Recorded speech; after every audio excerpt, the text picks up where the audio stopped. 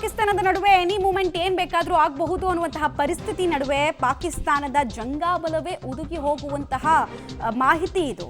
ಯುದ್ಧ ಆರಂಭಕ್ಕೂ ಮುಂಚೆನೇ ಪಾಕ್ ಬಳಿ ಶಸ್ತ್ರಾಸ್ತ್ರಗಳ ಕೊರತೆ ಇದೆ ಅಂತ ಹೇಳಲಾಗ್ತಾ ಇದೆ. ಸಮರಾಭ್ಯಾಸಕ್ಕೂ ಪಾಕ್ ಬಳಿ ಮದ್ದು ಗುಂಡುಗಳು ಇಲ್ಲುವಂತೆ. ಡೀಟೇಲ್ ಇದೆ ನೋಡೋಣ. ತೀವ್ರ ಆರ್ಥಿಕ ಸಂಕಷ್ಟದಿಂದಾಗಿ ಸೇನೆಯನ್ನ ಬಲಪಡಿಸೋ ಕೆಲಸ ಆಗಿಲ್ಲ ಪಾಕಿಸ್ತಾನಕ್ಕೆ. ನಿಮಗೆ ಇನ್ನೂ ಒಂದು ಎಕ್ಸ್ಟ್ರಾ ಇನ್ಫಾರ್ಮೇಶನ್ ಕೊಟ್ಬಿಡ್ಲ. ಲಾಸ್ಟ್ 3 years ಇಂದ ಸಮರಾಭ್ಯಾಸ ಅನ್ನೋದನ್ನ ಪಾಕಿಸ್ತಾನ ಬಿಟ್ಟೇ ಬಿಟ್ಟಿದೆ. ಯಾಕಂದ್ರೆ ಫ್ಯೂಯಲ್ ತುಂಬಿಸೋಕೆ ದುಡ್ಡಿಲ್ಲ ಅವ್ರ ಹತ್ರ. ಪಾಕಿಸ್ತಾನದ ಶಸ್ತ್ರಾಗಾರದಲ್ಲಿ ಫಿರಂಗಿ ಮದ್ದಿನ ಕೊರತೆ ಇದೆ. ಇದು ಪಾಕ್ ರೇಂಜರ್ಸ್ ಅನ್ನ ಮತ್ತೆ ಪಾಕಿಸ್ತಾನಿ ಆರ್ಮಿಯನ್ನ ವಿಪರೀತವಾಗಿ ಕಾಡ್ತಾ ಇದೆ.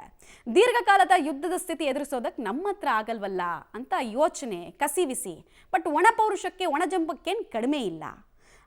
ಮುಂದುವರೆದ ಭಾಗವಾಗಿ ಸಮರಾಭ್ಯಾಸಕ್ಕೂ ಪಾಕ್ ಬಳಿ ಮದ್ದು ಗುಂಡುಗಳ ಕೊರತೆ ಇದೆ. ಈಗ ಆರ್ಮಿಗಳು ನಾವು ಪ್ರತಿದಿನ ನೋಡ್ತಾ ಇರ್ತೀವಿ. ನೀವು HAL ಭಾಗದಲ್ಲಿ ವಾಸ ಮಾಡ್ತಾ ಇದ್ರೆ ಪ್ರತಿದಿನ ನಿಮಗೆ ಅಲ್ಲಿ ಫೈಟರ್ ಜೆಟ್ಗಳು ಓಡಾಡೋದನ್ನು ನೋಡಿರ್ತೀರಾ, ಅಥವಾ ಸೇನೆಯಿಂದ ಹೆಲಿಕಾಪ್ಟರ್ಗಳು ಓಡಾಡೋದನ್ನು ನೋಡಿರ್ತೀರಾ. ಇದೆಲ್ಲ ಪ್ರತಿದಿನದ ಪ್ರಾಕ್ಟೀಸು. ಅದನ್ನು ಮಾಡೋದಕ್ಕೆ ಆಗ್ತಿಲ್ಲ ಅವ್ರ ಹತ್ರ. ಆಮೇಲೆ ಯುದ್ಧ ಒಂದು ವೇಳೆ ಘೋಷಣೆ ಆದರೂ 4 ದಿನಕ್ಕೂ ಕೂಡ ಸಾಕಾಗೋದಿಲ್ಲ ಮದ್ದುಗುಂಡುಗಳು ಅಂತ ಹೇಳ್ತಾ ಇದ್ದಾರಂತೆ. ಬಹಳಷ್ಟು ಯೋಚಿಸಿ ಬಳಕೆ ಮಾಡಿದರೆ 7 ದಿನಕ್ಕೆ ಖಾಲಿ ಆಗ್ಬಿಡಬಹುದು ಅನ್ನುವಂತಹ ಆತಂಕ. ಉಳಿದ ರಾಷ್ಟ್ರಗಳ ಹತ್ರ ಭಿಕ್ಷೆ ಬೇಡೋಣ ಅಂದರೆ ಯಾರೂ ಕೊಡಲ್ಲ.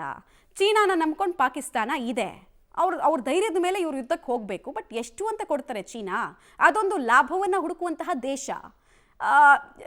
ಪಾಕಿಸ್ತಾನದ ಹತ್ರ ಇರುವಂತಹ ಅತ್ಯಾಧುನಿಕ ಫೈಟರ್ ಜೆಟ್ ಇದೆಯಲ್ಲ J-70, ಅದು ಚೀನಾದಿಂದ ಸಿಕ್ಕಿರೋದು.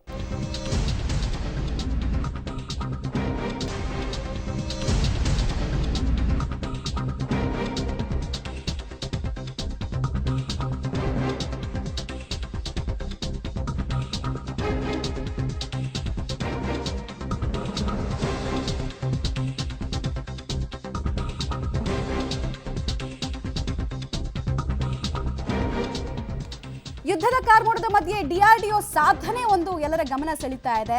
ಸ್ಟ್ರಾಟೋಸ್ಟೀರಿಯಕ್ ಏರ್ಶಿಪ್ ಯಶಸ್ವಿ ಪ್ರಯೋಗ ಆಗಿದೆ. 17 ಕಿಲೋಮೀಟರ್ ಎತ್ತರಕ್ಕೆ ವಾಯುನೌಕೆಯ ಮೊದಲ ಹಾರಾಟ ಯಶಸ್ವಿಯಾಗಿದೆ.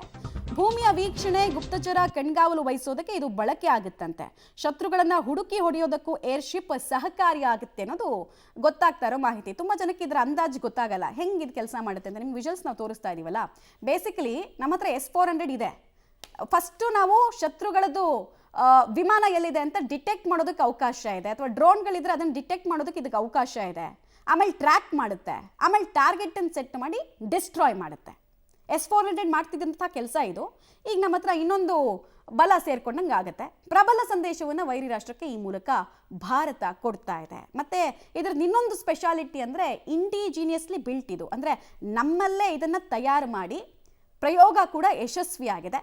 ಇನ್ನು ಸೇನೆಗೆ ಇದನ್ನು ಹಸ್ತಾಂತರ ಮಾಡೋ ಪ್ರಕ್ರಿಯೆ ಆಗುತ್ತೆ.